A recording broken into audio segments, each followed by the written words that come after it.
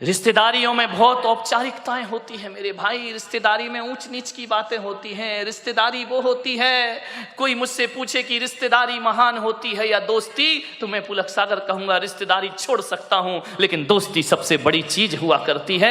दोस्ती में कुछ ऊंच नीच नहीं होता है। दोस्ती में, रिश्तेदारी में तो रिश्तेदारों से संभल संभल के बोलना पड़ता है। हमको पूछा नहीं, हमारा सम्मान नहीं किया, हमारा, ये रिश्तेदारियों के लफड़े हैं। हम उनके घर गए, हमें पानी को नहीं पूछा। दोस्त ऐसा कभी नहीं कहता है मेरे भाई। दोस्त के मन में ये बातें कभी नहीं आती हैं। रिश्तेदार में बहुत सी रिश्तेदारी निभाना पड़ती है, दोस्ती निभाना नहीं पड़ती। दोस्ती तो जीना पड़ती है, आनंद के साथ दोस्ती जी जाती है मेरे भाई। रिश्तेदार शिकायत से भरे होते हैं। कभी कमर साहब आ जाएं, दामान जी आ जाएं, यदि आपके घर में खाएंगे पिएंगे, तिलक भी करवाएंगे, टिफिन भी ले जाएंगे, और घर जाके कहेंगे मजा नहीं आया, धत तेरे की मर गया वो करते करते ससुर साहब, तुमने क्या दिया, मजा नहीं आया। विचार करिए, ये रिश्तेदारियां होती हैं। और दोस्ती तो वो होती है, यदि दोस्ती का आनंद लेना है तो नारायण कृष्ण सुदामा के चिवड़े का आनंद लिया करते हैं, जो 56 भोगों में आनंद नहीं आया करता है। दोस्ती बड़ी आनंद प्रदायक होती है।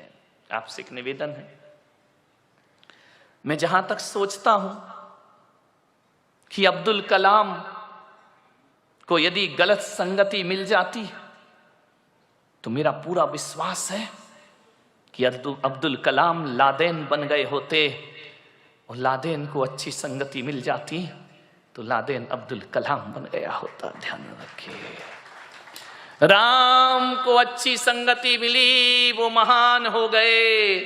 यदि रावण को अच्छी संगति मिलती तो रावण भी राम बन के खड़ा होता, और राम को गलत संगति मिलती तो राम रावण बन गए होते। मेरे भाई, आपसे मैं यही निवेदन करना चाहता हूं। आज यदि मैं इस ओहदे पर आके पहुंचा हूं तो इसमें मेरे जीवन में सबसे ज्यादा हाथ किसी का है तो दोस्तों का हाथ मेरे जीवन में है। मान्यवर सोचिए, अच्छी संगति करो।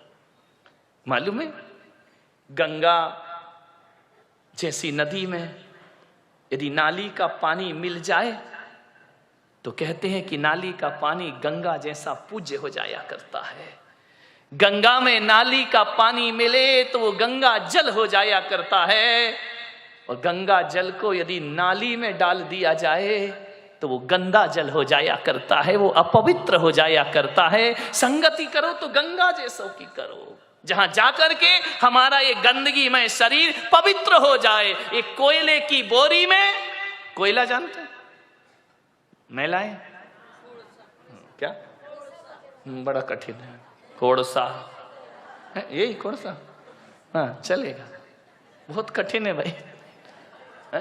यदि उसके बोरी गोनी उसमें यदि शक्कर भर दी जाए तो शक्कर काली हो जाती है। मेरे भाई ध्यान रखना, इस संगति का फल हुआ करता है। मैं आपसे निवेदन करता हूं, दोस्ती के रिश्ते को पवित्र रखना है, पावन बनाना है, तो जिससे भी दोस्ती का रिश्ता बनाओ, बनाने से पहले एक कब्रिस्तान अपने हृदय के कोने में जरूर बनाना। ध्यान रखना, बाहर के कब्रिस्तान की बात नहीं कर रहा हूं, अपने हृदय के कोने में, अपने मन के कोने में एक कब्रिस्तान जरूर बनाना। और ऐसा कब्रिस्तान जहां हम अपने मित्र की बुराइयों को दफना सके। ध्यान रखिए, उनको जमी दोज कर सके।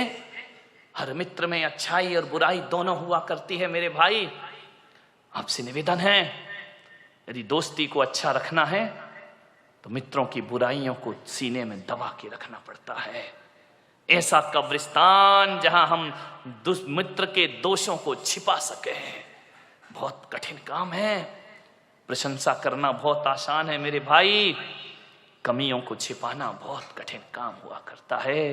अरे किसी व्यक्ति में कोई कमी है, उस कमी को यदि छिपाना है तो इतना ही कठिन है जैसे कोई जहर का घूंट पी रहा हो। मेरे भाई, हम दूसरों की कमियों को उजागर बहुत जल्दी करते हैं। दोस्त कैसा होना चाहिए? एक वो होती है ना ढाल, तलवार के साथ। ढाल जो होती है वो हमेशा पीठ के पीछे रहा करती है, पीठ पर लगी रहती है।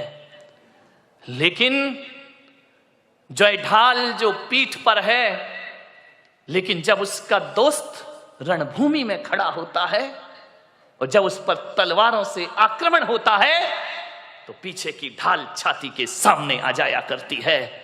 दोस्त वैसे ही होना चाहिए कि बुरा अच्छे दिनों में तो दोस्त पीछे रहे, लेकिन बुरे दिनों में ढाल बन करके दोस्त को आगे आना चाहिए, दोस्ती का रिश्ता निभाना चाहिए, ढाल बन करके खड़े हो। संगति का जीवन में बहुत फर्क पड़ा करता है।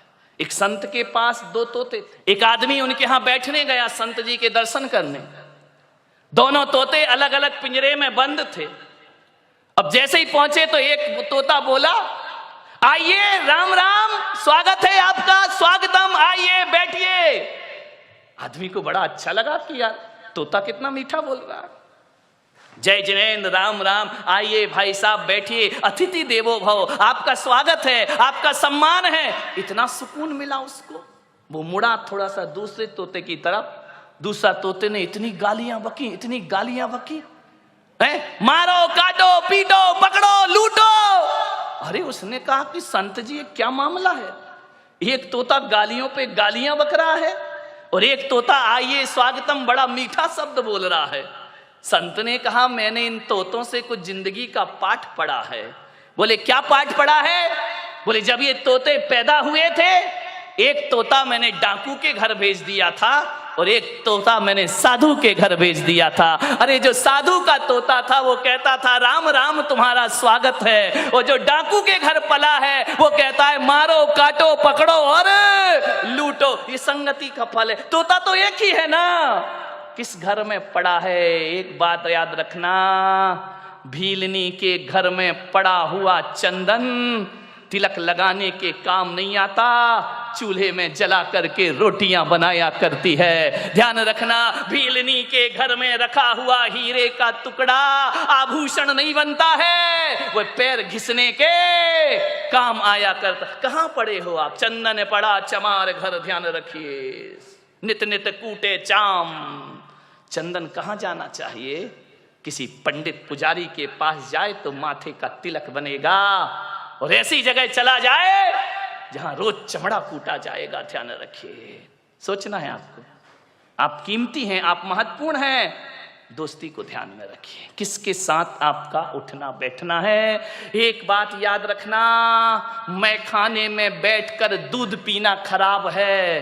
ध्यान रखिए, मैं खाने में बैठकर दूध भी पियोगे तो शराबी का दर्जा मिलेगा तुम्हें, इतना स्मरण रखना। और संत के दरबार में पानी भी पियोगे तो पानी नहीं, अमृत और आशीर्वाद का नाम उसे दिया जाता है, अमृत पान हुआ करता है। चीज तो वही है, चीज में क्या फर्क पड़ता है? संगति किसकी कर रहे हो? अच्छे लोगों की संगति करो, ऊंचे लोगों की संगति करो। ऊंचे लोग, ऊंची पसंद। कौन बोला? माणिक चंद। ध्यान रखिए, मान संगति कैसे करना है, ऊंचे विचार।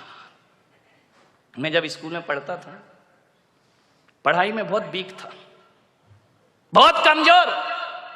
हकीकत बताऊं, धक्के लग लग के पास होता था, पढ़ाई में मन ही नहीं लगता था।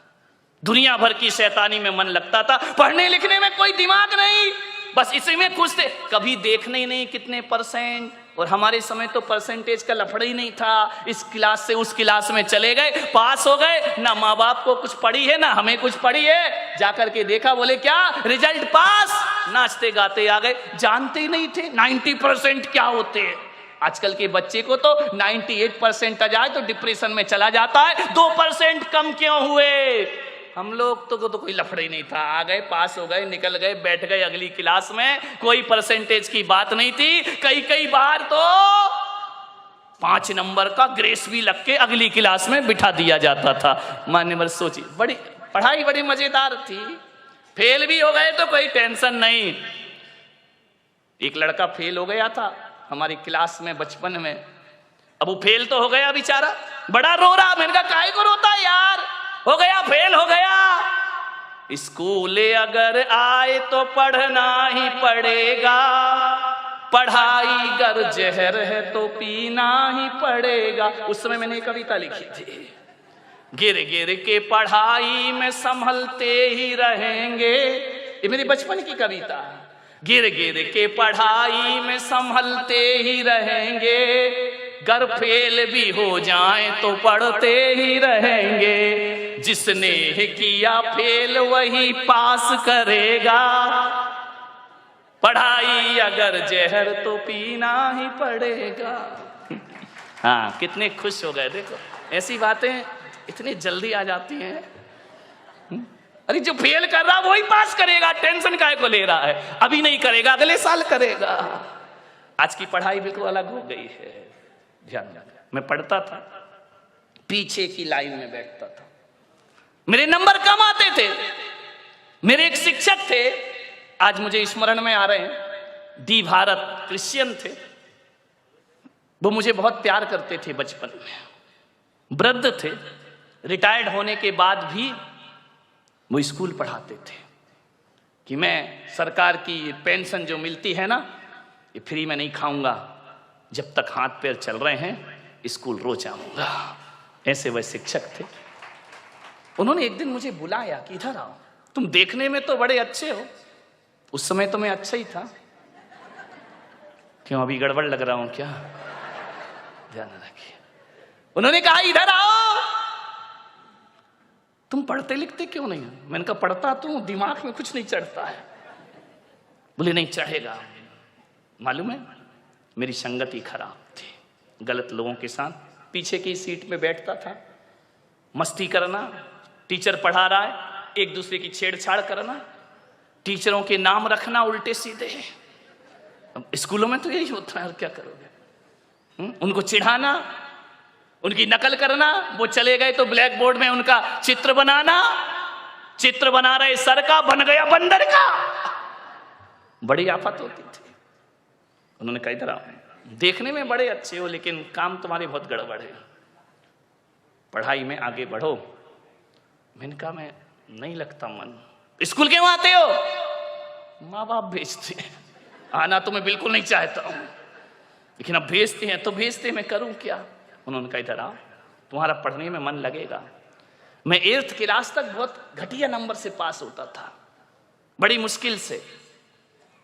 उन्होंने मुझे कहा आज से मेरा आदेश है, तुम पीछे की सीट में नहीं आगे की सीट में आकर के बैठोगे। पीछे की सीट पे वही बैठता है जो पढ़ाई से जी चुराता है, जो क्लास में मस्ती करना जानता है। ये आगे की सीट में जितने लड़के बैठे सब इंटेलिजेंट बच्चे हैं। और बेटा मैं कहता हूँ आज से होशियार बच्चों के साथ रहो, तुम्हारा सोच बदलेगा, तुम्हारा चिंतन बदलेगा।